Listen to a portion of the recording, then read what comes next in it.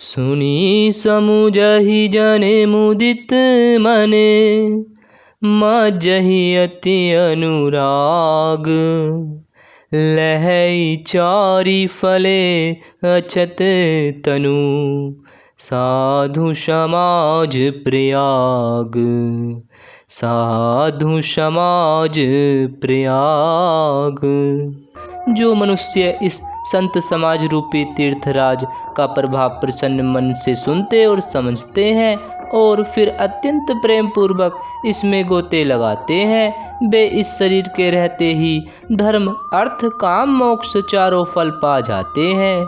मज्जन फले पेखिए तत्काला, काक होई पिक बकऊ मराला।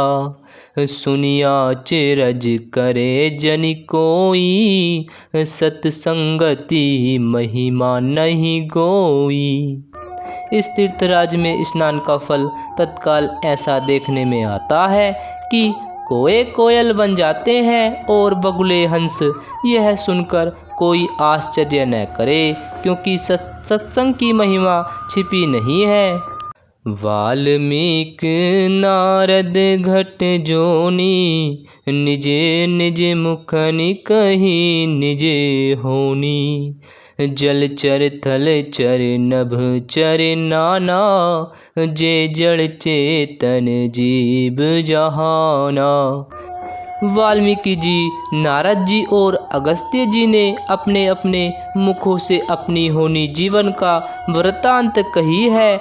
जल में रहने वाले, जमीन पर चलने वाले और आकाश में विचरने वाले नाना प्रकार के जड़ चेतन जितने जीव इस जगत में हैं। मति की रति गति भूति भलाई, जब जहि जतन जहाँ जही पाई। सो जानव सत्संग प्रभाऊ, लोकहु वेद नयान उपाऊ। उनमें से जिसने जिस समय जहाँ कहीं भी जिस किसी यत्न से बुद्धि कीर्ति सद्गति विभूति ऐश्वर्य और भलाई पाई है, सो सब सत्संग का ही प्रभाव समझना चाहिए। वेदों में और लोक में इनकी प्राप्ति का दूसरा कोई उपाय नहीं है। विनु सत्संग विवेक न होई, राम कृपा विनु सुलभ न सोई। सत्संगत मुद मंगल मूला, सोई फल सिद्धि सब साधन फूला। सत्संग के बिना विवेक नहीं होता और श्री राम जी की कृपा के बिना वह सत्संग सहज में मिलता नहीं। सत्संगति आनंद और कल्याण की जड़ है। सत्संग की सिद्धि प्राप्ति ही फल और सब साधन तो फूल है।